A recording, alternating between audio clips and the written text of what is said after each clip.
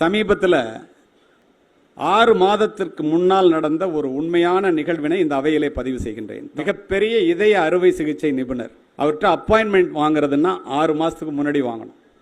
அவர்கிட்ட ஒரு 12 வயது நிரம்பிய 6ஆம் வகுப்பு படிக்கக்கூடிய தன்னுடைய ஒரே மகளை அழைத்து கொண்டு ஏழை தாயும் தந்தையும் செல்கின்றார்கள்.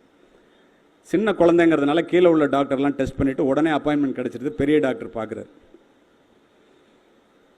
அம்மா அப்பாவை கூப்பிட்றாரு. இந்த குழந்தை 3 மாதம் தான் உயிரோடு இருக்கும். இதயத்திற்கு வருகின்ற இரத்த குழாய்கள் அத்துணையும் அடைபட்டு போய்விட்டது. பிழைப்பது சிரமம்ங்கிறாரு. கதறுகிறார்கள், பதறுகிறார்கள். ஒரே பெண். வேற வழியே இல்லையா டாக்டர்னு கேட்குறாங்க. இருக்கு, அறுவை சிகிச்சை செய்யலாம். 30% தான் குழந்தை பிழைப்பதற்கு வாய்ப்பு, 70% குழந்தை இறப்பதற்குத்தான் வாய்ப்பு. அறுவை சிகிச்சை செய்யணுமே வேண்டாமாங்கிறத நீங்கள் முடிவு பண்ணிங்க. ஒத்துக்கொள்ளுகிறார். ஒரு வாரத்தில் ஆப்ரேஷன் சொல்லி ஆப்ரேஷன் டேட் ஃபிக்ஸ் பண்ணிடுறார். தினந்தோறும் அந்த பெரிய டாக்டர் தன்னுடைய கூட பணிபுரிகின்ற டாக்டர்களுடன் ரவுண்ட்ஸ் போகும்போது அந்த தாயினுடைய ரூமை கடக்கும் போதெல்லாம் தாய் குழந்தையிடம் பேசுவதை கவனிக்கின்றார். அந்த ஏழை தாய் அந்த குழந்தையினுடைய மனதிலே நம்பிக்கை விதைகளை விதைப்பதை பார்த்து டாக்டர் அதிர்ந்து போகிறார். உனக்கு 10% இருந்தால் கூட நீ பொழைச்சுக்குவ. நம்ம வணங்குற தெய்வம் உன்னுடைய இதயத்தில் இருக்கு. ஆப்ரேஷன் முடிஞ்சு நம்ம 2 பேரும் வீட்டுக்கு போவோம், நீ கவலையே படாத. தினந்தோறும் 7வது நாள் ஆப்ரேஷன் டேபிளுக்கு வந்துருச்சு குழந்தை. டாக்டர் தட்டி கொடுத்து கவலைப்படாதமா, என்னால் முடிஞ்ச வரைக்கும் செய்கிறேங்கிறாரு. அந்த குழந்தைக்கு ஒரு பயத்தை போகணுங்கிறதுனால. ஆனால் அந்த குழந்தை சொல்ல, எனக்கு ஒன்றும் பயம்லாம் இல்லை, உங்கள்கிட்ட ஒரே ஒரு கேள்விங்குது. என்னகிட்ட கேள்வியா? என்னம்மாங்க? இதய அறுவை சிகிச்சை நிபுணர், ஓப்பன் ஹார்ட் சர்ஜரின்னு சொல்கிறாங்களே, நீங்கள் இதயத்தை நேராக அறுப்பீங்களா, நிஜமாவே அறுப்பீங்களான்னு கேட்குது. பயப்படுது போல் இருக்குன்னா அனஸ்தேசியா கொடுத்தாம அறுப்பேன், உனக்கு வலிக்காதுங்கிறாரு. மை கொஸ்டின் ஸ்டில் ரிமைன்ஸ், இதயத்தை அறுப்பீங்களா அப்படின்னு. ஆமாம்மாங்கிறாரு. அந்த குழந்தை சொல்லுது, நான் கடவுளை நேராக பார்த்ததில்லை. என்னுடைய தாய் என்னுடைய இதயத்திலே நான் வணங்கும் கடவுள் இருப்பதாக கூறினார். நிச்சயமாக நான் பிழைத்துக் கொள்வேன். நீங்கள் இதயத்தை அறுக்கும் போது கடவுளுக்கு காயம்பட்டு விடாமல் பார்த்துக் கொள்ளுங்கள். அறுவை சிகிச்சை முடிந்த பிறகு கடவுள் எப்படி இருந்தார் என்று கேட்பேன், நீங்கள் சொல்ல வேண்டும் என்று கூறுகிறது. அதிர்ந்து போகிறார் டாக்டர். 5.5 மணி நேரம் ஆபரேஷன்.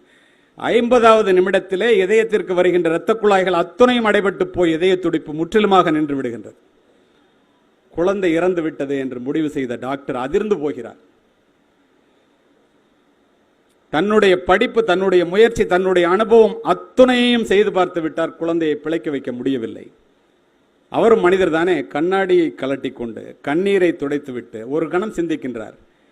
நம்ம படித்த படிப்பு இந்த குழந்தையை பிழைக்க வைக்க முடியல, நம்முடைய அனுபவம்லாம் செஞ்சு பார்த்துட்ட முடியல.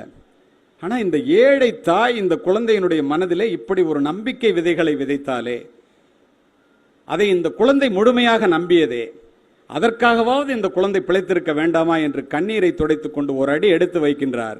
பக்கத்தில் இருந்த பெண் டாக்டர் அந்த டாக்டர் கையில் ஒரு தட்டு தட்டி, doctor, blood is coming to the heart, இதயத்திற்கு ரத்தம் வருகிறது. அவசரமா எல்லாத்தையும் செய்யறாங்க. பக்கத்தில் இருக்க டாக்டர்லாம் கேட்கிறாரு, ஒரு நிமிஷம் நின்று போய் இது மாதிரி துடிச்சு பார்த்துருக்கீங்களா? ஏதோ ஒரு பெரிய மாற்றம் உடலில் ஏற்பட்டால் ஒளி இதற்கு வழியே இல்லைங்கிறாங்க. 5.5 மணி நேரம் ஆப்ரேஷன் நடக்குது. Operation success. குழந்தை பிழைச்சிக்குது. 60 வயசு வரைக்கும் குழந்தை உயிரோடு இருக்குன்னு முடிவு பண்ணிட்டு வெளியில் வர்றாங்க. உள்ள நடந்தது அந்த குழந்தைக்கு தெரியாது. 7வது நாள் அந்த குழந்தைய பார்க்க போகணும்னு நினைக்கிறார் டாக்டர். எல்லா டாக்டரையும் கூப்பிடுறாரு. நான் போனா கடவுள் எப்படி இருந்தாருன்னு கேட்க அந்த புள்ள, நான் என்ன சொல்றதுன்னு கேட்கிறார். ஒவ்வொருத்தரும் ஒவ்வொன்று சொல்றாங்க. ஒரு முடிவோட போறார் டாக்டர்.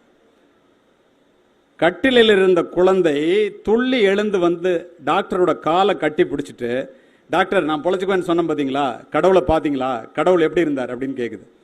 டாக்டர் சொல்றார், நான் கடவுளை பார்த்தேன், கடவுள் இப்படித்தான் இருந்தார் என்று கையை பின்னால் காண்பிக்கின்றார். அவர் காண்பித்த இடத்திலே ஒரு ஏழை தாய் நின்று கொண்டிருந்தார்.